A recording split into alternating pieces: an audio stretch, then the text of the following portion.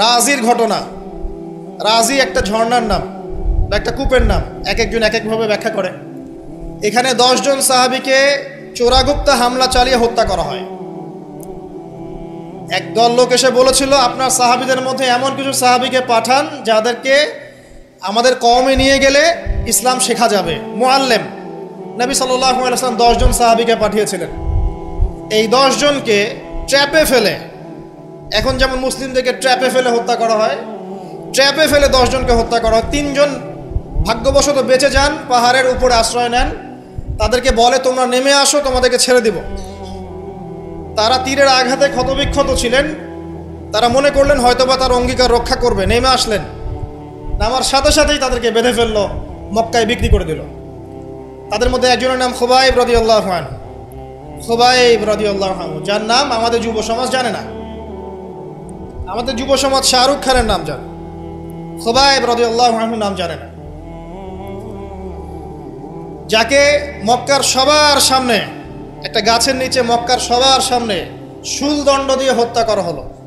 শুলদণ্ড মানে পিছনের রাস্তা দিয়ে কিছু একটা লোহার দণ্ড প্রবেশ করিয়ে মাথা দিয়ে বের করে দেওয়া। এই দণ্ড দিয়ে তাকে হত্যা করা হয়েছে। হত্যা করার আগে তাকে বলা হয়েছে, তুমি কি চাও? সে বলেছে, আমি 2 রাকাত নামাজ পড়তে চাই। এবং নামাজটাকে সংক্ষিপ্ত করেছে। সংক্ষিপ্ত করে সে হাত তুলে আল্লাহর কাছে দোয়া করেছিল, আল্লাহ, উপস্থিত যারা আছে এদের একটাকেও তুমি ছেড়ো না। ওয়াকতুলহুম বাদাদা, তাদের সবাইকে তুমি সবগুলাকে এক জায়গায় করে হত্যা করো। দেখা গেছে ওই সবার লাশ বদরের কূপে পড়েছিল। বদরের পরেও যে যুদ্ধগুলো হয়েছে এগুলোতে এরা মারা গেছে। বদরের পরে যে যুদ্ধগুলো হয়েছে এরপরে এগুলো মারা গেছে। আসলে ঘটনাটা বদরের পরেই সম্ভবত। যাই হোক, আমি যেটা বলতে চাচ্ছি, খুবাইব রাদিয়াল্লাহু আনহুকে তখন অপশন দেওয়া হয়েছিল যে তোমার জায়গায় যদি মুহাম্মদ সাল্লাল্লাহু আলাইহি ওয়াসাল্লামকে হত্যা করি, তুমি কি নিষ্কৃতি নিবে? সে তখন বলেছিল রাদিয়াল্লাহু আনহু যে আমার জায়গায় মুহাম্মদ সাল্লাল্লাহু আলাইহি ওয়াসাল্লামের একটা চুলকেও যদি আঘাতপ্রাপ্ত করা হয় আমি সেটাও বরদাস্ত করব না। এবং তিনি তখন একটা কবিতা আবৃত্তি করেছিলেন। বিভিন্ন কিতাবের মধ্যে কবিতাটা আছে, ওয়ালাস্তু বালি হিনা উক্তালু মুসলিমান, আমি কোনো পরোয়াই করি না যখন আমাকে মুসলিম হিসেবে মৃত্যু দেওয়া হচ্ছে।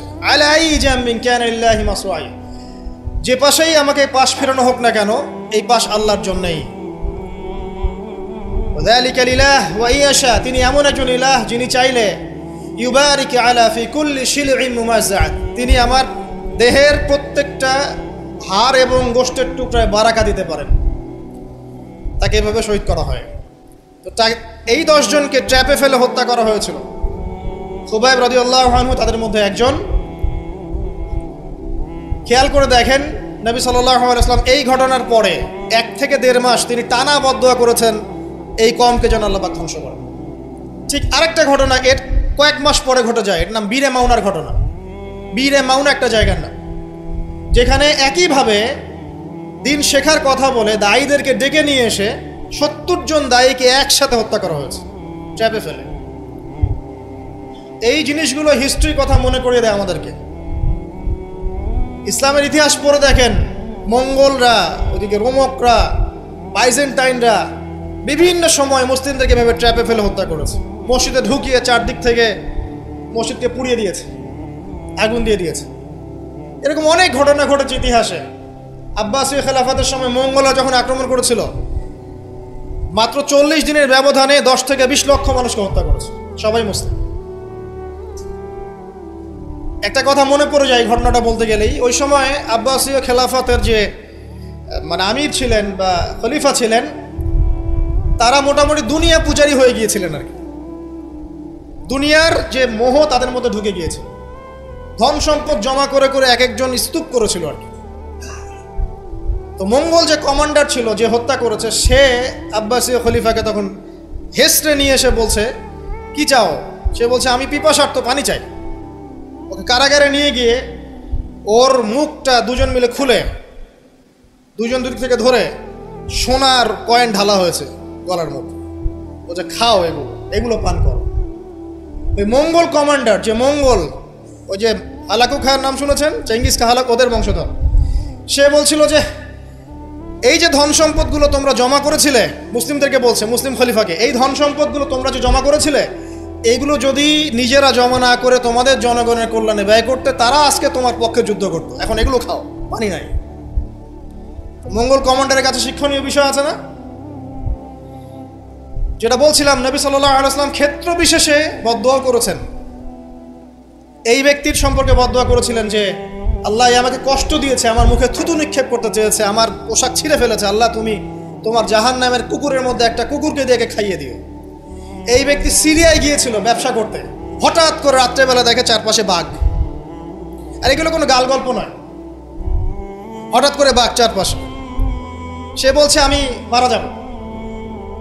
তার সঙ্গী সাথীরা বলছে যে আমরা তো এখানে আছি, কোনো সমস্যা নেই, আমরা তো কিছু দেখতে পাচ্ছি না। সে বলছে না, আমি যা দেখতে পাচ্ছি তোমরা দেখতে পাচ্ছ না। রাতের অন্ধকারে ঠিকই একটা বাঘ এসে তার গলা গর্দান ছিঁড়ে নিয়ে চলে গেছে। ওই যে বদদুয়া নবী সাল্লাল্লাহু আলাইহি ওয়াসাল্লামের, এই যে ফল। আরেকদিন নবী সাল্লাল্লাহু আলাইহি ওয়াসাল্লাম নামাজ পড়ছেন কাবার হাতিমে, সেজদা দিয়েছেন। উকবা বিন আবি মুঈত, একজন কাফের, ওই যে উটের, বড় উটের ঘটনা জানেন না, উটের নাড়ি ভুড়ি নিয়ে এসে তার গর্দানে গলায় চাপিয়ে দিল, আর পা দিয়ে নবী সাল্লাল্লাহু আলাইহি ওয়াসাল্লামের গালটাকে ঠেসা দিয়েছিল, যাতে প্রায় তার চোখ বের হয়ে আসতেছে এমন একটা অবস্থা। যদি কাউকে এভাবে চাপ দেওয়া হয় খুব জোরে, চোখটা লাল হয়ে যাবে না? এইভাবে স্পষ্ট লেখা আছে সিরাতের গ্রন্থগুলোতে। নবী সাল্লাল্লাহু আলাইহি ওয়াসাল্লামকে এই অবস্থা থেকে উদ্ধার করলেন তার মেয়ে ফাতিমা রাদিয়াল্লাহু আনহা। আল্লাহর নবী প্রচণ্ড কষ্ট পেলেন এই দিন, প্রচণ্ড কষ্ট, এবং হাত তুলে তিনি একটা একটা করে নাম উল্লেখ করতে থাকলেন। আল্লাহ, আবু জাহেল ইবনে হিশাম, উকবা বিন আবি মুঈত, উতবা, শাইবা, রাবিআ, নাম উল্লেখ করতে থাকলেন। আল্লাহ, এদেরকে তুমি ছেড়ো না, এদেরকে দেখে নিও। নবীজি একবার যখন আল্লাহর সামনে বলবেন কিয়ামতের মাঠে, আল্লাহ আমার উম্মত, আল্লাহ আমার উম্মত, আল্লাহ পাক এক দোয়াতেই নবী সাল্লাল্লাহু আলাইহি ওয়াসাল্লামকে বলবেন, তোমার উম্মতের মধ্যে যার অন্তরে সরিষা পরিমাণ ঈমান আছে ওকে বের করে নিয়ে আসো। সেই মানুষ যদি বদদুয়া করে নাম ধরে, তাদের কি অবস্থা হবে এবার চিন্তা করেন। সেই মানুষের শান, তার মর্যাদা, তার চরিত্র নিয়ে কেউ যদি কথা বলে, কটূক্তি করে, তার অবস্থা পরকালে কি হবে চিন্তা করেন। দুনিয়াতে হয়তো কিছু হবে না, হয়তো পার পেয়ে যাবে। এই দুনিয়াটা চূড়ান্ত ফলাফলের জায়গা নয়। আর মুসলিমরা এখন দুর্বল, তাদের আল্লাহর কাছে দোয়া করা ছাড়া এখন কোনো অপশনও নাই। দোয়ার অনেক অনেক ক্ষমতা আছে। নবী সাল্লাল্লাহু আলাইহি ওয়াসাল্লাম দোয়া করলেন, এই 10 জন ব্যক্তির লাশ বদরের প্রান্তরে পাওয়া গেছে। আবু জেহেল দেখবেন বদরের নিহত হয়েছে, উতবা, শাইবা, সবগুলা বদরের কূপে। এবং কূপে যখন তাদেরকে ফেলা হয়েছে, নবী সাল্লাল্লাহু আলাইহি ওয়াসাল্লাম কূপের পাশ দিয়ে যাওয়ার সময় বলছিলেন, তোমরা কি তোমাদের জাযা পেয়ে গেছো? তখন সাহাবীরা বলছিল, ইয়া রাসূলুল্লাহ, তারা তো মাইয়িত, তারা তো শুনতে পাচ্ছেন, আপনি কার সাথে কথা বলছেন? নবীজি বললেন, অবশ্যই তারা আমার কথা শুনছে। এখন আরেকজন ব্যক্তি ছিল যে নবী সাল্লাল্লাহু আলাইহি ওয়াসাল্লামকে নিয়ে এই কবিতা, গল্প, নৃত্য, মেয়েদেরকে নাচাতো, এসব তৈরি করতো, মক্কা ছড়াতো। তার নাম আশনাক বিন শারিক। একটু বৃদ্ধ লোক ছিল, বুদ্ধিজীবী টাইপের আর কি, খুব পণ্ডিত। তো এই কাজ করতে থাকতো। নবী করিম সাল্লাল্লাহু আলাইহি ওয়াসাল্লাম বদদুয়া করেছিলেন, প্লেগ, বসন্ত, গায়ে পচন ধরার মধ্য দিয়ে লোকের মৃত্যু হয়েছে। আরো আছে, বলতে গেলে অনেক সময় চলে যাবে, আপনাদের খুতবার সময় খুব শর্ট। আমি অন্য টপিকে যেতে যাচ্ছি আর কি। আমি বলতে যাচ্ছি, এই আইয়ামে জাহেলিয়াত থেকে এটা চলে আসছে। নবী করিম সাল্লাল্লাহু আলাইহি ওয়াসাল্লামকে জীবিত অবস্থায় এই 23 বছরে মোট 16 বার হত্যা করার চেষ্টা করা হয়েছে। কতবার? এবং তাকে এই 23 বছরের নববী জীবনে প্রায় 15টা গালি খেতে হয়েছে। সাহের, জাদুকর, কাযযাব, মহামিথ্যাবাদী, ফারিকুল জামাআ, জামাত বিভক্তকারী, ঐক্য বিনষ্টকারী, অনেক কথা শুনতে হয়েছে, 15টার মতো। কাবা ঘরে যখন তিনি তাওয়াফ করছেন মক্কা বিজয়ের পর, তখনও তাকে চোরাগোপ্তা হামলা চালিয়ে হত্যা করার চেষ্টা করা হয়েছে। তিনি বসে আছেন, তার সামনে তরবারি নিয়ে গেছে। আল্লাহ ওহির মাধ্যমে জানিয়ে দিয়েছেন, তিনি বলেছেন, তরবারি কি জন্য এনেছো? আমাকে হত্যা করার জন্য। সাথে সাথে সে মুসলিম হয়েছে। ইহুদিরা ডেকেছে, এই যে বনু নাজির গোত্র, যাদের ঘটনা সূরা হাশরের মধ্যে বর্ণিত আছে। সূরা হাশরের পিছনে দেখবেন বনু নজিরের ঘটনা আছে। বনু নজির এরা ডেকেছে নবী সাল্লাল্লাহু আলাইহি ওয়াসাল্লামকে চুক্তি নিয়ে আমরা কথা বলবো, আমরা শান্তি নিয়ে কথা বলবো, এই জন্য ডেকেছে। নবী করিম সাল্লাল্লাহু আলাইহি ওয়াসাল্লাম আবু বকর ওমর রাদিয়াল্লাহু আনহুকে নিয়ে গিয়েছেন, দেয়ালের পাশে বসেছেন, উপর থেকে পাথর ফেলে হত্যা করার চেষ্টা করা হয়েছে। আল্লাহ পাক জানিয়ে দিয়েছেন, তিনি সেখান থেকে চলে গেছেন। প্রায় 16 বার, আমার ছোট্ট গবেষণা, সিরাতের বইগুলো পড়ে দেখেন, প্রায় 16 বার তাকে হত্যা করার চেষ্টা করা হয়েছে। তাকে জীবিত অবস্থায় প্রায় 15টা গালি খেতে হয়েছে। কিন্তু প্রত্যেকটা বিষয়ের রিফ্লেকশন একই রকম ছিল না। মাক্কি জীবনে নবী সাল্লাল্লাহু আলাইহি ওয়াসাল্লাম প্রচণ্ড সবর এবং ধৈর্যের পরিচয় দিয়েছেন, দোয়া করেছেন, বদদোয়া করেছেন, হেদায়েতের দোয়া করেছেন। কিন্তু মাদানী জীবনে যখন নবী করিম সাল্লাল্লাহু আলাইহি ওয়াসাল্লাম যখন একটা স্টেটের প্রধান, রাষ্ট্রপ্রধান, তার কাছে ইকোনমিক পাওয়ার, পলিটিক্যাল পাওয়ার, সামরিক পাওয়ার সব কিছু আছে, একটা সুপার পাওয়ারের মতো, ঠিক তখন তিনি এই অপবাদগুলো সহ্য করেন নাই। একজন ব্যক্তির নাম কাব বিন আশরাফ, নবী করিম সাল্লাল্লাহু আলাইহি ওয়াসাল্লাম সাহাবীদেরকে বলেছেন, ওকে মেরে চলে আসো। সাহাবীগণ এই মিশনটা বাস্তবায়ন করেছেন। পরে আরেকজন ছিলেন সাল্লাম বিল হুকাইক, এ আর এক ইহুদি নেতা। নবীজি একদিন বলেন, আমাকে কষ্ট দিয়েছে, কে আছো আমার মনে শান্তি দিতে পারো? 3 জন সাহাবী চলে গেলেন। খায়বারের দুর্গের মধ্যে ঢুকেই তার কেসাস করা হয়েছে। সবসময় রিফ্লেকশন একই রকম ছিল না। মক্কা বিজয়ের পরে, মক্কা বিজয়ের দিন তিনি সবাইকে ক্ষমা করে দিয়েছেন আমভাবে, শুধু কয়েক শ্রেণীর মানুষ বাদ দিয়ে। যার মধ্যে এক শ্রেণী হচ্ছে যারা নবী করিম সাল্লাল্লাহু আলাইহি ওয়াসাল্লামকে সারা জীবন বিভিন্নভাবে কথা, গান, লেখা, নর্তকী বিভিন্নভাবে তাকে কষ্ট দিত। ইবনু খাতাল নামে একজন ব্যক্তি ছিল, সে কাবা ঘরের গেলাফ ধরে ঝুলেছিল। ওই অবস্থায় আলী রাদিয়াল্লাহু আনহু তাকে হত্যা করেছে। আমি আপনাদেরকে বলছি না যে এটা সলিউশন, আমি এটা বলছি না আপনাদেরকে। আমি আপনাদেরকে বলতে চাচ্ছি, জীবিত অবস্থাতেই নবী সাল্লাল্লাহু আলাইহি ওয়াসাল্লামকে প্রায় 15টা গালি খেতে হয়েছে, তাকে 16 বার হত্যা করার চেষ্টা করা হয়েছে। কিন্তু সবসময় তার রিফ্লেকশন একই রকম ছিল না, প্রতিক্রিয়া একই রকম ছিল না।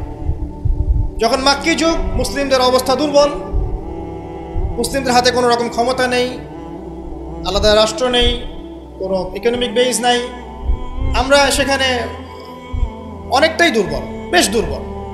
বরং সেখান থেকে হিজরত করে চলে যেতে হয়েছে মদিনায়, তাই নয় কি? সেক্ষেত্রে ওই জায়গায় নবী করিম সাল্লাল্লাহু আলাইহি ওয়াসাল্লাম কোনো রকম সামরিক এগ্রেশন নেন নাই, কোনো রকম সামরিক বা আঘাতের বদলে আঘাত, এই টাইপের কোনো কনক্লুশনে তিনি যাননি। সবর করেছেন, বদদোয়া করেছেন। ঠিক যেমন আমি বললাম, আমাদের করণীয় এখন এটাই, সবর করতে হবে, আপনাকে বদদোয়া করতে হবে, আপনি নিজের রাসূলের আদর্শের উপর থেকে দেখাবেন, ইত্যাদি ইত্যাদি। এখন আপনার সেই ক্ষমতা নাই, সিম্পল। এখন আপনি এরকম কোনো ইনিশিয়েটিভ নিতে যাবেন না। এই অবস্থায় আপনি এরকম কোন ইনিশিয়েটিভ নিতে যাবেন না যেমনটা নবীজি মদিনায় নিয়েছিলেন। তাহলে মুসলিমরা উল্টা ক্ষতির মধ্যে পড়তে পারে, বরং জমিন মুসলিমদের জন্য আরো সংকুচিত হয়ে আসতে পারে। কিন্তু মদিনার যুগে নবী সাল্লাল্লাহু আলাইহি ওয়াসাল্লামের যখন সেরকম ক্ষমতা ছিল, তখন তিনি অ্যাকশন অন্যরকম নিয়েছেন। যদি কখনো এই জমিনে আল্লাহ পাক ইসলামকে আবার সেই জায়গায় নিয়ে যান, তখন সেই অ্যাকশন নেওয়া হবে। চোরের যে হাত কাটে, চুরি করলে হাত কেটে দেওয়া হয়, এটা কি আপনি এই ধরনের কোনো সিচুয়েশনে বাস্তবায়ন করতে পারবেন? পারবেন না, সিম্পল, বিকজ এটা ইসলামিক স্টেট নয়। যদি কোনো জায়গায় আল্লাহ পাক পৃথিবীর কোনো জায়গায় ভবিষ্যতে কোথাও এরকম কোন স্টেট কায়েম করেন, আল্লাহ চাইলে করতে পারেন, আল্লাহ চাইলে পারেন। যেটা এখন মোটামুটি বলতে গেলে সারা বিশ্বে কোথাও নাই। যেখানে যেখানে আছে একটু আইওয়াস, এটা আইওয়াসি, আমার কাছে এটা আইওয়াসি। কারণ চোরের হাত কেটে যদি আমি ইহুদিদের সাথে বন্ধুত্ব করি, তাহলে এটা কতটুকু ইসলামিক রাষ্ট্র হলো সেটা আল্লাহ ভালো জানে। কথা বুঝতে পারছেন? চোরের হাত কাটলাম ঠিকই, কিন্তু আমি এদিকে আমার ইকোনমিক সেকশনে, সামরিক সেকশনে সব ইহুদি খ্রিস্টানদের সাথে আমি বন্ধুত্ব করে রেখেছি, এটা কতটুকু ইসলামিক স্টেট আল্লাহ ভালো জানে। যাই হোক, ওদেরকে নিয়ে মাথা ব্যথা নাই। বিষয়টা হচ্ছে, যদি কখনো আল্লাহ পাক এমন কোনো জায়গা দেন মুসলিমদেরকে ভবিষ্যতে, তখন চোরের হাত ঠিকই কাটা হবে, তখন ব্যভিচারের শাস্তি ঠিকই দেওয়া হবে, জেনার জন্য বেত্রাঘাত করা হবে, ইত্যাদি ইত্যাদি। কিন্তু সেটা তো আপনি এখন করতে পারবেন না। তাই এখন কোনো আত্মঘাতী অবস্থায় যাবেন না, এটা সবচেয়ে বড় কথা। আমার আগে সবচেয়ে প্রথম নসিহত, নবী করিম সাল্লাল্লাহু আলাইহি ওয়াসাল্লামকে নিয়ে অনেক কথাবার্তা হচ্ছে, চারপাশে হবে, এমন কোনো আত্মঘাতী পদক্ষেপ নেবেন না যাতে ইসলাম আরও সংকুচিত হয়, মুসলিমদের অবস্থা আরও খারাপ হয়। এখন কি করবেন সেটা আমি আগে বলছি। প্রথম কথা হচ্ছে, এখন আপনাকে আমাকে নিজেকে আগে নবী সাল্লাল্লাহু আলাইহি ওয়াসাল্লামের সুন্নতের উপর দাঁড়াতে হবে। আমি প্রতিদিন ক্লিন শেভ করি, আর নবী সাল্লাল্লাহু আলাইহি ওয়াসাল্লামকে কেউ কটূক্তি করেছে, তাকে নিয়ে আমার মাথা ব্যথার শেষ নাই। আগে নিজের গালে দাড়ি নিয়ে আসো তুমি। আমি 5 ওয়াক্ত সালাতই আদায় করি না, ইসলামকে নিয়ে কেউ যদি ব্যঙ্গ করে আমি এমন শোডাউন শুরু করি যাতে মনে হয় আমি একমাত্র পাক্কা মুসলিম, আর কেউ মুসলিমই না। আগে নামাজ পড়েন 5 ওয়াক্ত, নবীর সুন্নাহগুলো নিজের উপর আগে ইমপ্লিমেন্ট করেন, নিজের উপর আগে বাস্তবায়ন করেন। সবার আগে এটা কাজ আমাদের। দ্বিতীয় কাজ কি? নিজের পরিবারের মধ্যে ইসলামের নবী সাল্লাল্লাহু আলাইহি ওয়াসাল্লামের যে সুন্নাহগুলো আছে সেটা বাস্তবায়ন করা। এখানে তো কেউ আপনাকে চাপ প্রয়োগ করছে না। আপনি চাইলে আপনার পরিবারটাকে ইসলামিক পরিবার হিসেবে গড়ে তুলতে পারেন। এটা আপনার প্রথম দায়িত্ব, প্রথম দিকের কাজ। নবীর সুন্নাহর উপর থেকে মানুষকেও সুন্নাহর দিকে ডাকা, এটা কাজ। নবীর আদর্শে নিজে আগে এস্টাবলিশ হয়ে দেখানো যে এটাই নবীর সুন্নাহ। আজকে আমাদেরকে দেখলে অনেক সময় মানুষ বাজে মন্তব্য করে, মুসলিমরা যে মাপে কম দিচ্ছে, মুসলিমরা মজুদ করছে, মুসলিমরা সুদ খাচ্ছে, মুসলিমরা ঘুষ নিচ্ছে, মুসলিমরা দুর্নীতি করছে, মুসলিমদের দিকে আঙ্গুল তুলছে সবাই। এই জিনিসগুলো কি নবীর আদর্শ? আমরা তো নিজেরাই নবী করিম সাল্লাল্লাহু আলাইহি ওয়াসাল্লামের আদর্শের উপর অ্যাপ্রোপ্রিয়েটলি থাকতে পারছি না, তাহলে আমরা কি সত্যিকার অর্থেই আদর্শ উম্মাহ হতে পেরেছি? আমাদের প্রথম কাজ আগে এইটা, আগে নিজের উপর এটা ইমপ্লিমেন্ট করা। দেখবেন এভাবে যখন আমরা প্রত্যেকেই নবীর সুন্নাহ মেনে চলবো, জীবনে, পারিবারিক জীবনে, ইবাদতে, অর্থনীতিতে, সমাজে, চলাফেরায়, মুআমালাতে, দেখবেন ইনশাআল্লাহ তাআলা আস্তে আস্তে দেখবেন পরিবেশ পরিস্থিতি সব পরিবর্তন হবে। তাই প্রথম নসিহত, অনেকেই কিছু উগ্রপন্থী কমেন্ট করে থাকেন ফেসবুকে, এইটা ওইটা, এগুলোতে যাবেন না প্রিয় ভাইয়েরা। এগুলো আমাদের দিনের জন্য উল্টা ক্ষতি ডেকে আনবে। এবং যারা ইচ্ছাকৃতভাবে মুসলিমদেরকে উস্কায়, তারা চায় যে মুসলিমরা এমন কোনো কাজ করুক যাতে তারা মুসলিমদেরকে ডমিনেট করার কোনো সুযোগ খুঁজে পায়। সো আত্মঘাতী কোনো পদক্ষেপে যাবেন না, এটা আমার প্রথম নসিহত। এবার আসেন, আমরা কয়েকটা পয়েন্টে দেখাবো নবী সাল্লাল্লাহু আলাইহি ওয়াসাল্লাম আসলে কেমন চরিত্রের মানুষ ছিলেন, কি করেছেন, এবং দিন শেষে তিনি কি পেয়েছেন, আমাদেরকে কি দিয়ে গেছেন, এবং আমাদের বেসিক্যালি তার জীবনী নিয়ে কি কি কাজ করা দরকার। আমি জাস্ট এতটুকু কথা বলে আজকে খুব শেষ করব। আমি একটা পয়েন্ট দিয়ে শুরু করছি। 1 নাম্বার, দেখেন নবী করিম সাল্লাল্লাহু আলাইহি ওয়াসাল্লাম যে সমাজে ছিলেন, আইয়ামে জাহিলিয়াত বলি না আমরা, কেন বলি? কারণ সেখানে জাহেলি কাজ হতো। এই তো জাহেলি কাজ মানে অজ্ঞতাপূর্ণ কাজ, মূর্খতাপূর্ণ কাজ। তাহলে জাহেলকে যে জাহিলিয়াতের কাজ করে সেই জাহেল, আলেমকে যে ইলম অনুযায়ী আমল করে সে আলেম, একইভাবে জাহেল সে যে জাহিলিয়াতের কাজ করে। আইয়ামে জাহিলিয়াতে নবী সাল্লাল্লাহু আলাইহি ওয়াসাল্লাম যখন নবী হচ্ছেন বা নবী হওয়ার আগে পরের সময়টা আপনি একটু সিরাত ঘাটাঘাটি করে দেখবেন ওখানে মেইন সমস্যা ছিল শিরক, আল্লাহ পাকের একত্ববাদের সাথে শিরকের মিশ্রণ, 1 নাম্বার। 2 নাম্বার ছিল রিবা, সুদ। সমাজের ইকোনমি পুরো সুদ ভিত্তিক ছিল। 3 নাম্বার দেখবেন মাদক, খামার, খালি মাদকের ছড়াছড়ি। 4 নাম্বার দেখবেন এই যে নারী জাতির ফিতনা, নারীর অবমাননা, নারীকে মোটেই মূল্যায়ন করা হতো না। তবে এতটুকু বলে নেই, ওই যুগেও নারীদের পোশাকটা শালীন ছিল এই যুগের চাইতে। ওই যুগেও নারীদের পোশাকটা শালীন ছিল এই যুগের চাইতে, কিন্তু ওদেরকে অধিকার দেওয়া হতো না, বৈবাহিক অর্থনৈতিক অধিকার দেওয়া হতো না। জেনা ছিল বেশি, ব্যভিচার ছিল বেশি, জুয়া এগুলো বেশি ছিল, এবং গোত্রীয় হানাহানি, দ্বন্দ্ব সংঘাত বেশি ছিল। এখন আপনি একটু ঠান্ডা মাথা চিন্তা করেন যে এই প্রত্যেকটা প্রবলেমস এখনকার বিশ্বে নাই, ওই জাহিলি যুগের চেয়ে বেশি আছে না কম আছে? এখন তাহলে কোন যুগটাকে আমরা আইয়ামে জাহিলিয়াত বলবো? ওই যুগটাই কি শুধু আইয়ামে জাহিলিয়াত, নাকি আবার জাহিলিয়াত ফিরে এসেছে? প্রতিটা জায়গায় আপনি ঘেটে দেখেন শিরকের ছড়াছড়ি আছে, ইভেন মুসলিমদের মধ্যেও আছে, মুসলিমদের ভিতরেও শিরক আছে। প্রতিটা ডিপার্টমেন্ট ঘাটেন রিবা আর রিবা, সুদ ছাড়া আমরা চলতে পারি না। সুদ খাবো আর বলবো যে নবীকে গালি যারা দিয়েছে ওদেরকে হত্যা করো, এই কথা বলছি আমরা, তাই না? নিজে আবার সুদখোর। তুমি নিজেই তো আল্লাহ এবং তার রাসূলের সাথে যুদ্ধ করছো। আল্লাহ পাক কি বলেছেন? যে ব্যক্তি সুদ ছাড়ছে না সে কার সাথে যুদ্ধ করছে? আল্লাহ এবং তার রাসূলের সাথে যুদ্ধ করছে, তাহলে কোন মুখ নিয়ে আমি কথা বলতে পারি যখন আমি নিজেই রিবা খাই? পরিবর্তনটা কোথায় দরকার ভাই? নিজেদের আগে না? আচ্ছা, এখন দেখেন সারা ওয়ার্ল্ড রিবা কেন্দ্র। আমি এটা নিয়ে এখন ব্যাখ্যা করতে যাচ্ছি না। এরপরে মাদক, আপনারাই ভালো জানেন যে প্রত্যেকটা যুব সমাজের এই যে সেক্টর, স্কুল লেভেলের বাচ্চারা পর্যন্ত এখন ভয়াবহ সব মাদক সেবন করছে। এগুলো নামও শুনিনি আমরা কখনো।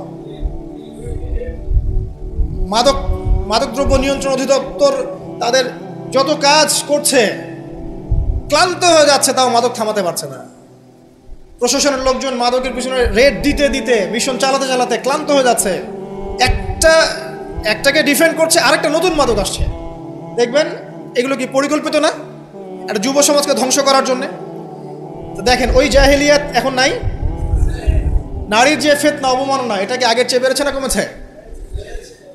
এই সংক্ষিপ্ত সময় আমি ব্যাখ্যা করতে যাচ্ছি না, আপনারা ভালো জানেন বেড়েছে না কমেছে। মেয়েদের পোশাক, এখন মেয়েদের পোশাক আছে না ছেলেদের পোশাক? পোশাক পরেও মেয়েরা নগ্ন থাকছে না? ফ্যামিলিস্ট রেভলিউশনের কারণে মেয়েরা ছেলেদের জায়গা নিয়ে নিয়েছে না? সমাজে জেনা বেড়েছে, পরকীয়া বেড়েছে, ধর্ষণ বেড়েছে। এর বিপক্ষে পশ্চিমারা কোনো সমাধান দিতে পেরেছে?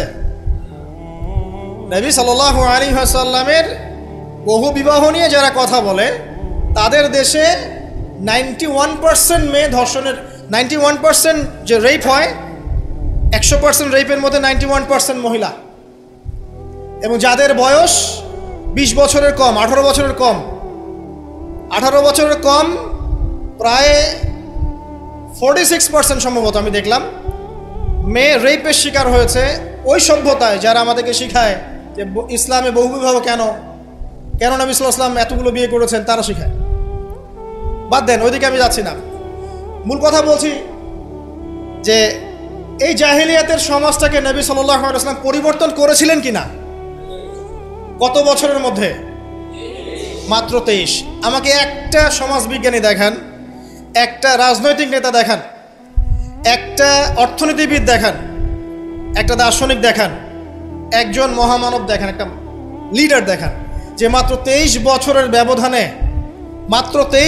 ব্যবধানে পুরো আইয়ামে জাহিলিয়াতকে এমনভাবে পরিবর্তন করেছেন যে মক্কা বিজয়ের পরে না মক্কায় কোনো শিরক আছে, না কোনো সুদ আছে, না কোনো মাদক আছে, না কোনো নারীর হেনস্থা অবমাননা আছে, না বেপর্দা অশ্লীলতা আছে, না জেনা আছে, না ব্যভিচার আছে, না গোত্রীয় হানাহানি দ্বন্দ্ব আছে। একটা মানুষ দেখান সারা বিশ্বে। চরিত্র কি নিয়ে গঠিত হয়? শুধু কি বিবাহ কেন্দ্রিক বিষয় নিয়েই চরিত্র গঠিত? মানুষের চরিত্র বলতে আমরা কি বুঝি?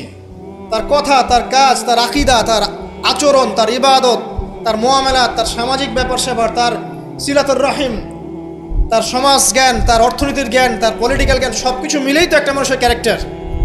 যখনই ক্যারেক্টারের প্রশ্ন আসে নবী সাল্লাল্লাহু আলাইহি ওয়াসাল্লামকে নিয়ে সরাসরি চলে যায় বিবাহ। কারণ আর কোনো সেক্টর নাই ক্যারেক্টার নিয়ে আলোচনা করার। ওগুলো তো ডিফেন্ড করাই যাবে। যাদের সাথে এই পর্যন্ত বাহাসে বসেছেন তারা তো আর ওই বিষয়গুলো বোঝে না যে কোন জ্ঞান দিয়ে এই ইন্টারনালি ব্লাইন্ড সেকুলার প্রজন্মকে ডিফেন্ড করা যায়। তারা তো ইসলামিক বিষয়গুলো শুধু উপস্থাপন করবে, বাইরের বিষয়গুলো আনতে পারছে না। সো একটা মানুষের চরিত্র কত মহান হলে স্বয়ং আল্লাহ পাক তাকে বলতে পারেন ইন্নাকা লাআলা খুলুকিন আযীম, নিশ্চয় আপনি মহান চরিত্রের অধিকারী। আল্লাহ পাক বলছেন। নবী সাল্লাল্লাহু আলাইহি ওয়াসাল্লামের 23 বছর সময় লেগেছে এগুলো পরিবর্তন করে সম্পূর্ণ আলোকিত একটা ইসলামী সমাজ প্রতিষ্ঠা করতে।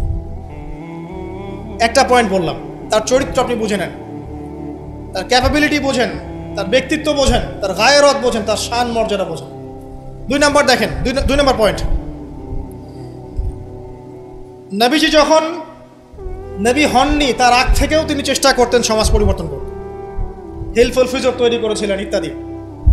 40 বছর বয়সে যখন ওহী আসলো, 40 বছর বয়সে যখন ওহী আসলো, কি আসলো? আল কোরআন এবং তার ব্যাখ্যা সুন্নাহ। এই কোরআন এবং সুন্নাহকে কাজে লাগিয়ে, এর শিক্ষা দিয়ে, এর জ্ঞানটাকে প্রচার করে, মানুষের মধ্যে এর জ্ঞানটাকে ইনস্টল করে নবী সাল্লাল্লাহু আলাইহি ওয়াসাল্লাম পুরো সমাজটাকে সংস্কার করলেন। তাহলে এই যে জ্ঞানতাত্ত্বিক বিপ্লব, আমরা যেটা কথা বলি জ্ঞানতাত্ত্বিক বিপ্লব, জ্ঞানের রেভলিউশন, জ্ঞান নিয়ে কথা বলা, শিক্ষা দেওয়া, শিক্ষার মাধ্যমে অজ্ঞতার অন্ধকার দূর করা, কে সবার আগে করেছে এই 1400 বছর হিস্ট্রিতে? যারা এখন আমাদেরকে সায়েন্টিফিক এবং টেকনোলজিক্যাল জ্ঞানের কথা বলে, ওই পশ্চিমা সভ্যতাই, তারা কতদিন হলো সভ্য হয়েছে?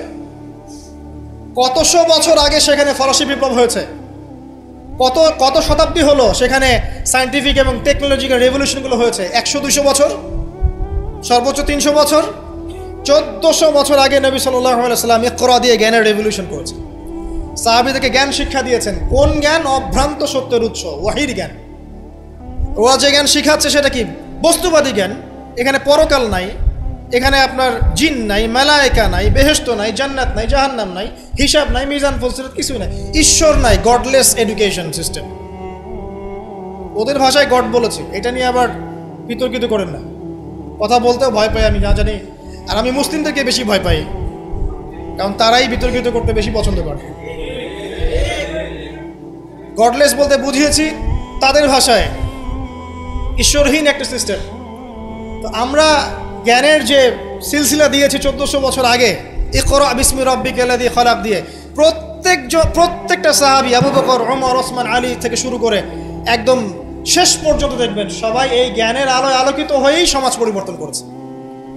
মক্কার 13 বছরে আমরা ছিলাম, একজন সাহাবী কি কোনো কাফেরের উপর হাত তুলেছিল? দেখাতে পারবেন? কোনো কাফেরকে একজন সাহাবী হত্যা করেছে বা আঘাত করেছে বা থাপ্পড় দিয়েছে? বরং আপনি দেখবেন শত শত কাফের তারা মুসলিমদেরকে আঘাত করেছে, নির্মম নির্যাতন করেছে। বেলাল রাদিয়াল্লাহু আনহুকে শুয়ে পাথর বিছিয়েছে, চাবুক মেরেছে, গা পুড়িয়ে দিয়েছে, কত কি করেছে। আবিসিনিয়ায় চলে যেতে হয়েছে, তায়েফে গিয়ে নবী সাল্লাল্লাহু আলাইহি ওয়াসাল্লামকে নিজের মার খেয়ে আসতে হয়েছে। এই যে 13 বছর সহনশীলতার পরিচয় দিয়েছেন এই শিক্ষায় শিক্ষিত মানুষরা, তারা কি উগ্র ছিলেন? তারা সন্ত্রাসী ছিলেন? তাদেরকে কি তরবারির জোরে ইসলাম কবুল করানো হয়েছে? এই 13 বছর যে সাহাবীরা ইসলাম কবুল করেছেন তারাই তো পরে বদর যুদ্ধ করেছেন, পরে উহুদে গিয়েছেন, পরে খন্দক খায়বারে গিয়েছেন। এই যে বেসিকটা তৈরি করেছি আমরা মক্কার 13 বছরে, এই 13 বছরটা কি উগ্রতা দিয়ে প্রদর্শন করা হয়েছিল? কোন রকমের আগ্রাসী মনোভাব প্রচার করা হয়েছে? কিচ্ছু করা হয়নি। শুধু জ্ঞান তাত্ত্বিক সলিউশন দেওয়া, জ্ঞান শিক্ষা দেওয়া হয়েছে, কোরআন শিক্ষা দেওয়া হয়েছে, হাদিস শিক্ষা দেওয়া হয়েছে। এই শিক্ষার মধ্য দিয়ে যখন ভিতরটা পরিবর্তন হয়েছে, তখন মানুষ আল্লাহর কাছে আত্মসমর্পণ করেছে। এই ছিল আমাদের মক্কার 13 বছর। তাহলে যে জ্ঞানের কথা বলি আমরা, যে মানুষটার কাছে কোরআনের মতো কিতাব আসে, এক বাক্যে আপনি আমাকে বলেন কোরআনের একটা আয়াতকে কেউ মিথ্যা প্রমাণ করতে পারবে? কোরআন কারীমের মধ্যে যাররা পরিমাণ কি মিথ্যা আছে বা অমানবিক কোনো বিষয় আছে? মানুষ ভুলভাবে সেটাকে উপস্থাপন করে, কিন্তু যদি সঠিকভাবে উপস্থাপন করতে পারে বা সৎসাহস থাকে, পশ্চিমকালেও কোরআনে আপনি যাররা পরিমাণ ফল্ট পাবেন না। যালিকাল কিতাব লা রাইবা ফি, কোনো সন্দেহ নাই। এখন বলেন, এত পবিত্র একটা কিতাব একজন পবিত্র মহাপবিত্র সত্তার কাছ থেকে এসেছে, আর একজন জিবরাইল আলাইহিস সালাম ফেরেশতাদের লিডার, তিনি এটা বহন করে এনেছেন। এখন যে মানুষটার উপরে এটা নাজিল করা হচ্ছে, তিনি কত পবিত্র চরিত্রের অধিকারী, এটা এখন আপনি চিন্তা করেন। যদি তার চরিত্রের মধ্যে যাররা পরিমাণ অপবিত্রতা থাকতো, তাহলে কোরআন কি তার উপর নাজিল হতো? আপনারা বুঝতে পারছেন? মনে করেন আমাদের চরিত্রে কি অসংখ্য অপবিত্রতা আছে না? আমার উপরে কি আল্লাহর নূর, আল্লাহর এই যে কিতাব, ওহী, এগুলো অবতীর্ণ হওয়ার সুযোগ আছে কোনো? নাই। আল্লাহ পাক পবিত্র মানুষদেরকে বাছাই করেন। আল্লাহ রাব্বুল আলামিন সবচেয়ে পবিত্র মানুষকে বাছাই করেছিলেন মহাপবিত্র কিতাব দেওয়ার জন্য। এটাই তো যথেষ্ট তার চরিত্র ব্যাখ্যা করার জন্য। আর কি প্রয়োজন? যার কাছে কোরআন নাজিল হতে পারে, তার চরিত্র নিয়ে কথা বলার কোনো অবকাশই নাই। তিনি যে কাজই করেছেন, যখন যে কথাই বলেছেন, যে ইনিশিয়েটিভ নিয়েছেন, প্রত্যেকটাই আল্লাহর হুকুমেই নিয়েছেন, এর হুকুমের বাইরে কিছু করেন। শুধু তাই নয়, তার শত্রুরা পর্যন্ত মক্কায় কখনো বলতে পারেনি তিনি মিথ্যাবাদী, তিনি মাপে কম দেন, তিনি ওয়াদা খেলাফ করেন, তিনি অমুক, তিনি তমুক। তার শত্রুরা পর্যন্ত এটা বলতে পারেনি। বরং তার শত্রুরা বলেছিল এভাবে যে তোমাকে আমরা অবিশ্বাস করি না, বরং তুমি যে কোরআনের কথা বলছো এটাকে আমরা অস্বীকার করছি। এটা 2 নম্বর পয়েন্ট। জ্ঞানের রেভলিউশন আমরা দিয়েছি, নবী সাল্লাল্লাহু আলাইহি ওয়াসাল্লাম দিয়েছে। আর এই জ্ঞান না থাকলে আপনি তো শূন্য। আমরা ঠিকই তো আছি জ্ঞানের উপরে। আর একটা বিষয় সবার কান খুলে শুনে রাখা উচিত, পবিত্র কোরআন এবং সহিহ সুন্নাহ বা নবী সাল্লাল্লাহু আলাইহি ওয়াসাল্লামের সুন্নাহর মধ্যে এমন কোনো বিষয় নাই যেটা ব্যাখ্যা করা হয়নি। এটা মানতে যদি আপনার আপত্তি থাকে, আমরা আপনার সাথে লড়াই করব না, আমরা আপনার সাথে ঝগড়া করব না, বিবাদ করব না, আপনাকে আঘাতও করব না। আপনাকে বিনয়ের সাথে বলবো, আপনি আরও 10 বার স্টাডি করেন, আপনি আরও 10 বার স্টাডি করেন, কোরআন এবং সুন্নাহকে আরও 10 বার স্টাডি করেন। আপনি খুঁজে পাবেন ইনশাআল্লাহ কোরআন এবং সুন্নাহর মধ্যে কোনো রকমের ভুল ত্রুটি, মানবতা বিরোধী কিচ্ছু নেই। আল্লাহ পাক আমাদের সবাইকে বোঝার তৌফিক দান করুন। এগুলো রাখেন তো ভাই, কে বুদ্ধি দিচ্ছে? আপনি রাখেন, এটা রাখেন।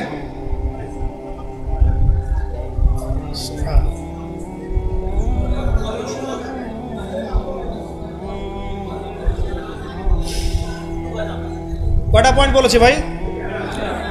শেষ করছি, সময় কম। তৃতীয় পয়েন্ট শোনেন, তৃতীয় পয়েন্টটা শোনেন।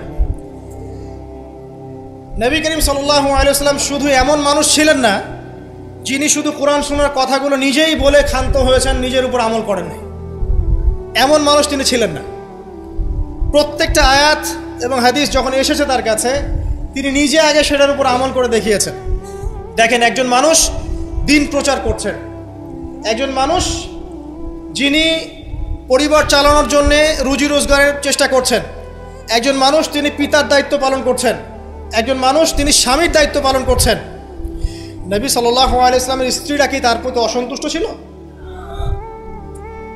একজন মানুষ যিনি আবার যখন মদিনায় গেছেন তখন সেখানকার সামরিক বিষয় ডিল করছেন, পররাষ্ট্রনীতি অ্যাপ্লাই করছেন, রাজা বাদশাদের কাছে ইসলামের দাওয়াত দিচ্ছেন, যখন প্রয়োজন হচ্ছে তখন বদরের মাঠে তিনি অস্ত্র ধরছেন। একজন মানুষ যে এতগুলো কাজ করছেন, এই ভার্সেটাইল ক্যারেক্টার পাওয়া যাবে একটা মানুষ দেখান মহাবিশ্বে। একটা মানুষকে দেখান যার কাছে এই চরিত্রের সবগুলো দিক আছে, যিনি একজন আদর্শ পিতা, আদর্শ নেতা, আদর্শ অর্থনীতিবিদ, আদর্শ ফিলোসফার, আদর্শ পলিটিশিয়ান, আদর্শ লিডার, কমান্ডার। একটা মানুষ দেখান যার মধ্যে এই সব গুণাবলীর সংমিশ্রণ আছে। তারপরেও কি ব্যাখ্যা করতে হবে যে এই মানুষের চরিত্র আল্লাহ পাক কর্তৃক সার্টিফাইড, এই মানুষ আল্লাহর কর্তৃক মনোনীত একজন বান্দা? আর তো কিছু প্রয়োজন নাই। আবার নিজের উপর আমল দেখেন, এত কিছুর পরেও নিজে রাত জেগে তাহাজ্জুদ পড়ছেন, পা ফুলিয়ে ফেলছেন, সবচেয়ে বেশি জিকির করছেন, সবচেয়ে বেশি তেলাওয়াত করছেন, সবচেয়ে বেশি রোজা রাখছেন, সবচেয়ে বেশি নামাজ পড়ছেন। শুধু কথা বলেই ক্ষান্ত থাকছেন না, নিজেও আমল করছেন এবং সবচেয়ে সেরাটা করছেন। এমন একজন মানুষকে খুঁজে দেখান যে শুধু বড় বড় কথা নিজে বলেই না, বরং আমল করেও দেখায়। বহু অর্থনীতিবিদ আছে দেখবেন অনেক বড় বড় কথা বলবে, নিজেই সুদখোর। বহু দেখবেন পলিটিশিয়ান আছে বড় বড় কথা বলবে, নিজেই করাপ্টেড, দুর্নীতিবাজ। বহু দেখবেন সোশ্যাল নেতা আছে অনেক বড় বড় সামাজিক রেভলিউশনের কথা বলে। আপনি দেখবেন এই নবী সাল্লাল্লাহু আলাইহি ওয়াসাল্লামের এই সোনালী সমাজকে সে মূল্যায়ন করছে না।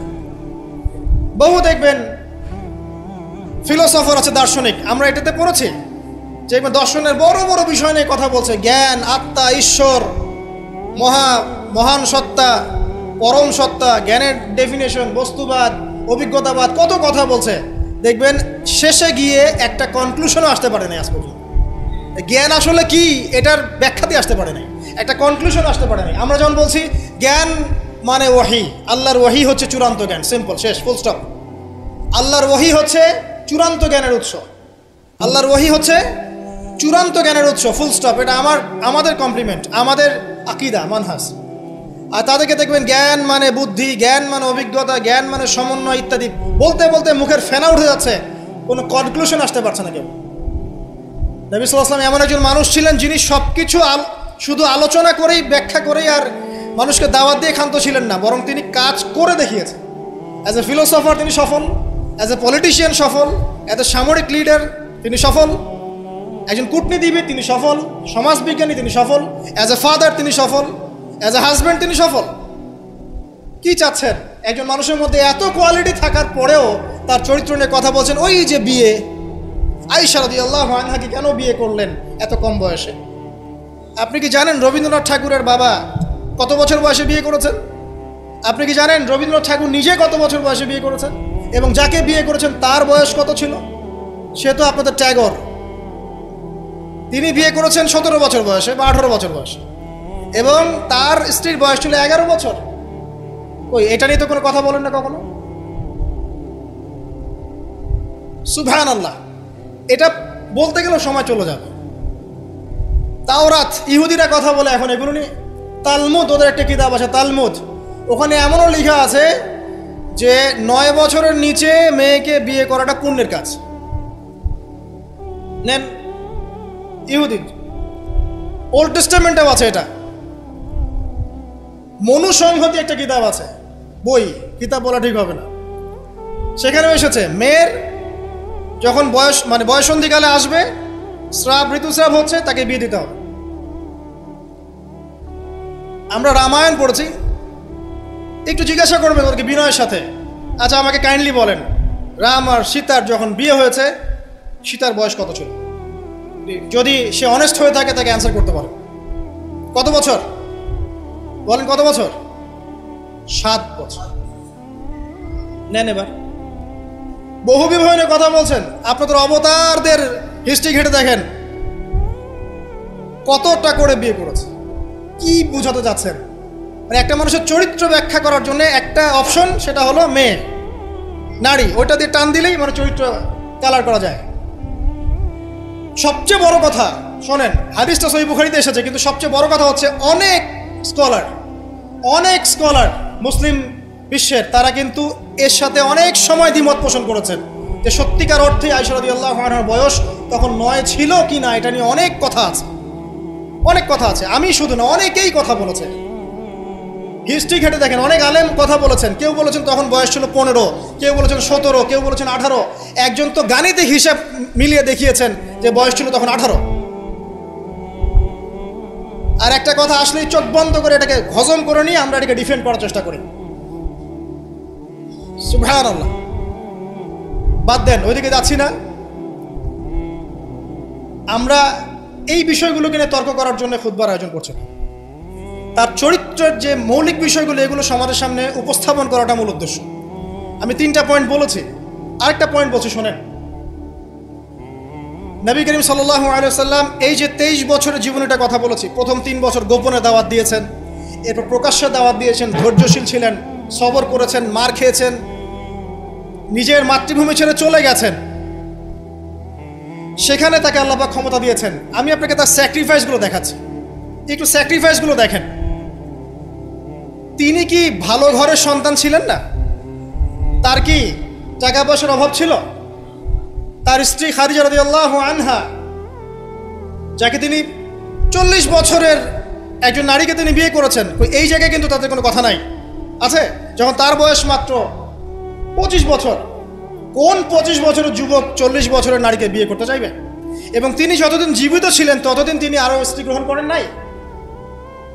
বাদ দেন, তার কিন্তু টাকা পয়সা, আধিপত্য, প্রতিপত্তি, বংশের এগুলোর গৌরবের অভাব ছিল না। তারপরেও তার স্যাক্রিফাইসগুলো দেখেন। তিনি মার খাচ্ছেন, তার দাঁত শহীদ হচ্ছে, তার রক্ত ঝরছে, তায়েফে তার রক্ত দিয়ে জুতা আটকে গেছে, তাকে গালি খেতে হচ্ছে, তাকে হত্যা চেষ্টা সহ্য করতে হচ্ছে, আত্মীয় স্বজন তাকে ছেড়ে চলে যাচ্ছে, তাকে অর্থনৈতিক বয়কট করা হচ্ছে, গাছের ছাল পাতা খেয়ে শিয়ারে আবু তালেবে 3 বছর তিনি সময় কাটাচ্ছেন, নিজের মাতৃভূমি ছেড়ে চলে যেতে হচ্ছে, কষ্ট, যুদ্ধ করতে হচ্ছে, না খেয়ে থাকতে হচ্ছে, খন্দকের যুদ্ধে নিজের এই পেটের মধ্যে পাথর বেঁধে থাকতে হচ্ছে, পরপর 3 দিন তার ঘরে চুলা জ্বলছে না, তার ঘরে খাবার নাই, এই খেজুরের রস খেয়ে তিনি জীবনযাপন করছেন, তার স্ত্রীদের ঘরেও খাবার নাই। একজন মুসাফির এসেছে, খাবার চাচ্ছে, তিনি বলছেন দেখো আমার স্ত্রীদের ঘরে খাবার আছে কিনা। প্রত্যেকটা স্ত্রীর ঘর সার্চ করে একটা খাবার পাওয়া গেল। স্যাক্রিফাইস করছেন, ঘুম নাই, বিনিদ্র রজনী যাপন করছেন।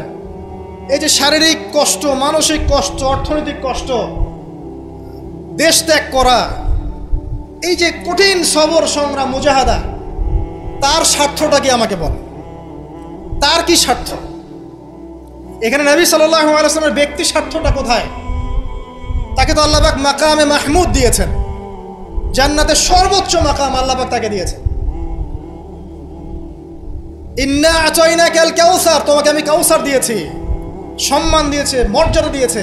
আলাম ইয়াজিদকা ইয়াতীমান ফাআওয়া ওয়া ওয়াজাদাকা দাল্লান ফাহাদা ওয়া ওয়াজাদাকা আইলান ফাগনা। আছে না সূরা?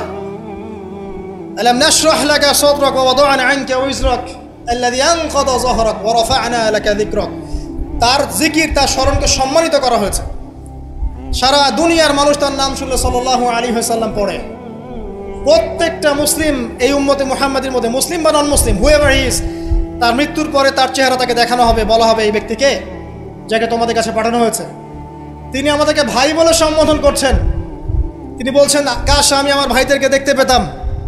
সাহাবীরা বলছেন, আমরা কি আপনার ভাই নই? তিনি বলছেন, না, তোমাদের পরে যারা আসবে আমাকে না দেখেই বিশ্বাস করবে এরা আমার ভাই। সব নবীকে দোয়া কবুলের এখতিয়ার দিয়ে দেওয়া হয়েছে। সব নবী দোয়া দুনিয়ায় করে ফেলেছেন। আমাদের নবীজি এত কষ্ট করার পরেও দুনিয়াতে দোয়া করেন নাই। তিনি পরকালে দোয়াটা জমা রেখেছেন, সেটা শাফাআত, আমাদের সবার জন্য শাফাআত করবেন তিনি ইনশাআল্লাহ। এই শাফাআতে সমস্ত কবিরা গুনাহগার ব্যক্তি জান্নাতে যাবে। আমাকে বলেন, সব নবী যখন ইয়া নাফসি করবে, স্বয়ং নবীরা পর্যন্ত, এই নবীর মধ্যে আদম আছেন, নূহ আছেন, মূসা ঈসার মতো নবী আছেন আলাইহিস সালাম, ইব্রাহিম আলাইহিস সালামও আছেন, আবুল আম্বিয়া ওয়াল মুরসালিন, তখন তিনি বলবেন ইয়া উম্মতি ইয়া উম্মতি। এখন আমাকে বলেন তার স্বার্থ কোথায়? তিনি যে এত হিউজ একটা স্ট্রাগল করলেন সারাটা জীবন ধরে। আমি আপনাকে তার স্ট্রাগলের সর্বশেষ নমুনাটা বলছি। একদম মৃত্যু সজ্জায় যখন তার মৌতের যন্ত্রণা উঠে যায়, তিনি বলছেন মৃত্যুর যন্ত্রণা প্রচণ্ড, তিনি এই কথা বলছেন আর চেহারাটা মুছছেন পানি দিয়ে। তখন ফাতিমা রাদিয়াল্লাহু আনহা এসে বলছেন, আমার বাবার কষ্ট, আমার বাবার কষ্ট। আর ফাতিমা রাদিয়াল্লাহু আনহাকে তিনি কানে কানে একটা কথা বললেন। ফাতিমা রাদিয়াল্লাহু আনহা হাসতে শুরু করলেন। তখন আয়েশা রাদিয়াল্লাহু আনহা পরে জিজ্ঞাসা করেছিলেন যে কি বলেছে তোমাকে তোমার বাবা? তিনি বলেছিলেন যে আমাকে আমার বাবা বলেছে যে এই যন্ত্রণা তার ইন্তেকাল হবে। তখন আমি কাঁদতে শুরু করলাম। তারপরে আমাকে তিনি বললেন, আমার পরিবারের মধ্যে তুমি সবার আগে আমার সাথে দেখা করবে জান্নাতে। তখন আমি হাসতে শুরু করলাম।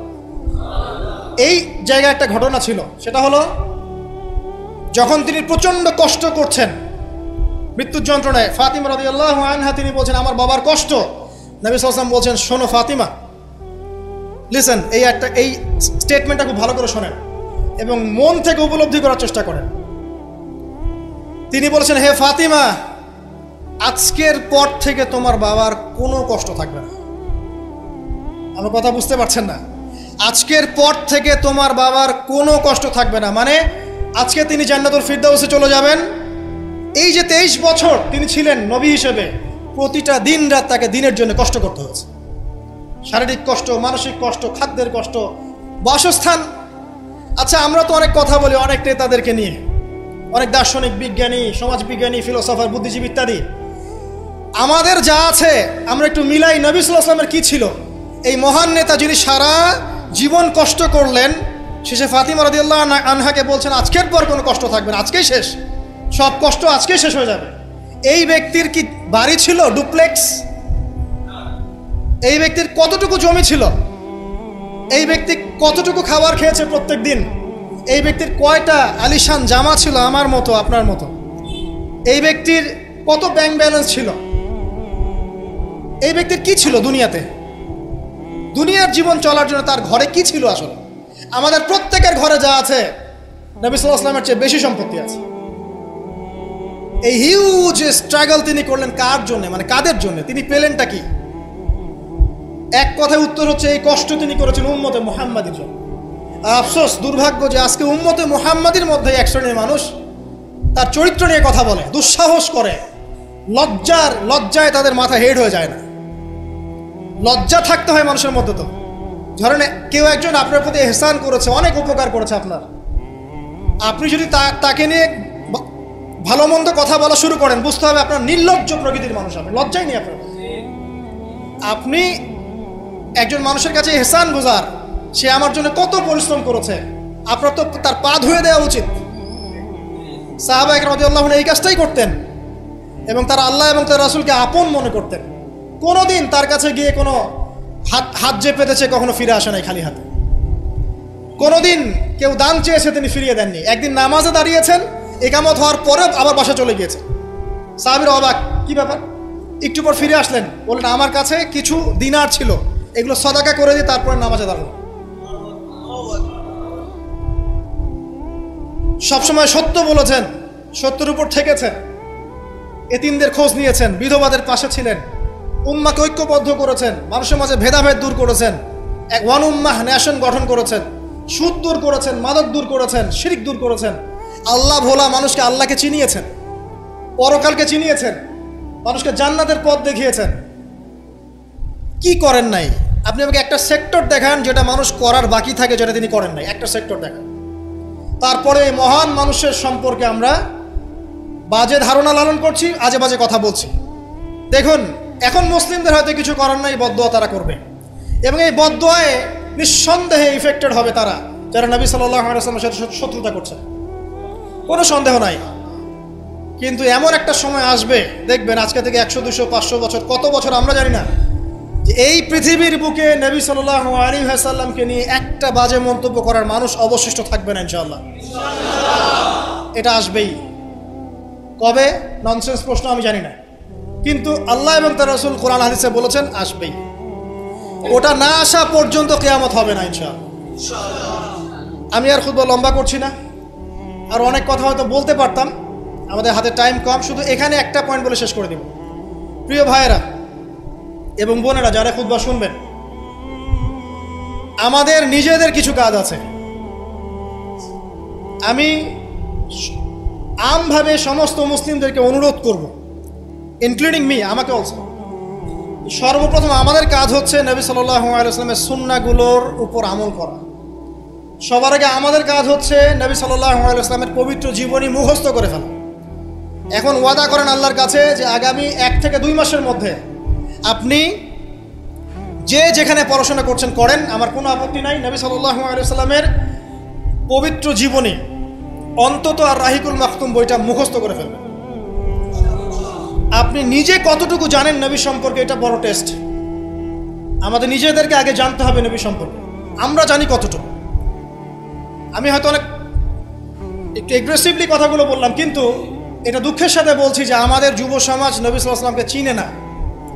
তারা জানে না তার নাম কি, তার বংশ কি, তার শৈশব কেমন করে কেটেছে, তার স্ত্রী কতজন, তাদের নাম কি, তিনি মক্কায় কখন কি করেছেন, মদিনায় কি করেছেন, কখন হিজরত করেছেন, তার হাদিসগুলো কি কি, তার 100টা হাদিস তারা কখনো পড়ে দেখে নাই, 10টা হাদিস তারা আরবি সহ বলতে পারে না, তার উপর নাজিলকৃত আল কোরআন পড়ে দেখছে না, পড়া শিখছেও না। দেখেন, এরকম ধ্বজভঙ্গ উম্মাহ দিয়ে কখনো ইসলামের রেভলিউশন সম্ভব না। যত বড় বড় কথা বলেন না কেন, যতদিন যাবে জমিন আরো সংকীর্ণ হতে থাকবে। যতক্ষণ পর্যন্ত না আমরা আমাদের অবস্থা পরিবর্তন করব, ততক্ষণ পর্যন্ত আমাদের অবস্থার উন্নতি আল্লাহ পাক দিবেন না।